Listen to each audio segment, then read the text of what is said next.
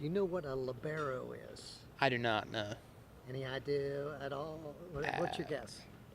I have absolutely. Sounds like a bird, honestly. Some kind of animal, maybe? Is it an animal? Like a utensil of some sort? A libero? Can you use it in a sentence? I would say something tied with clothing. While the term libero may not be in your vocabulary, you may have noticed a player wearing a different color jersey in volleyball, like a goalkeeper in soccer. This player is known as the libero. The libero is someone who specializes in back row play, so defense and serve receive, and serving whatever other roles that the coach needs them to take on. New to the sport, the libero was introduced in 1998 and adopted by the NCAA in 2002. A change that has made a big difference in the way that the game is played. I think it's absolutely changed it for the better.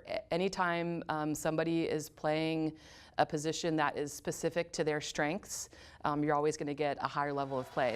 Volleyball is only allowed 15 subs per set, and with the libero can come in and out of the game unlimited and does not count as a substitution for us. That's why they're so valuable to our sport. For much of 2017, the Seahawks have relied on junior Katie McCullough as the team's libero. After playing outside hitter her first 2 years, McCullough says switching to libero is a transition that took some getting used to. It definitely had a learning curve for me because even though playing outside, I played middle back. It's defensive, but it's still a lot different of a position. And as a libero, you have a much wider range to cover of the court, and I can kind of do more than I want. Like in serve receive, I'm allowed to take more court, and I'm allowed to make calls and change the defense if it's needed.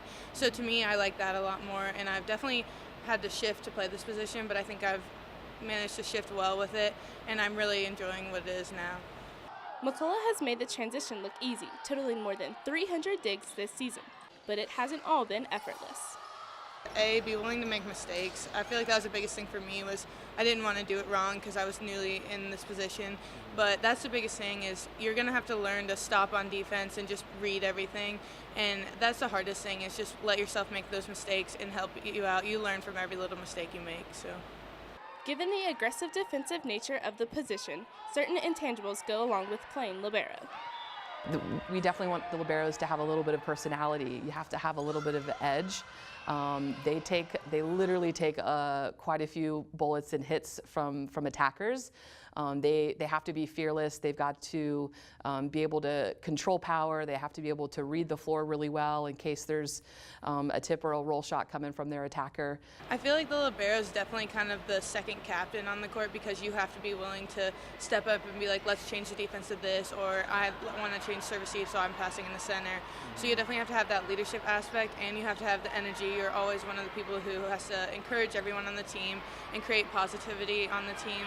Like I said before, you have to have that passion to go after every ball and be willing to just help your teammates at all costs and cover them and just be willing to do whatever you can for the team.